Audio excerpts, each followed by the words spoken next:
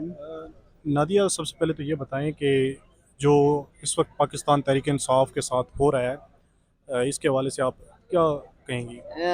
میں سب سے پہلے کہوں گی کہ ہم نو میں کہ اس جو بھی سانے ہوا سیریس نوٹ پہ وہ خان صاحب کے سمیت ہر بندہ جو ہے وہ اس کو کنڈیم کرتا ہے، لیکن اس کو پی ڈی ایم جو ہے وہ استعمال اگر کرے پی ٹی آئی اور اداروں کو آپس میں آمنے سامنے کرنے کے یا پاک فوج کے، تو پاک فوج بھی ہماری ہے، ادارے بھی ہمارے ہیں، اور اس طرح کرنے سے آپ جمہوریت کو نقصان پہنچا رہے ہیں۔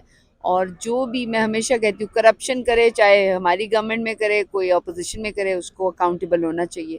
کوئی بھی اگر کوئی جا کے اس نیب کی دیوار توڑے تو وہ غلط ہے اور اسے اکاؤنٹیبل ہونا چاہیے، اس کو سزا بھی ملنی چاہیے۔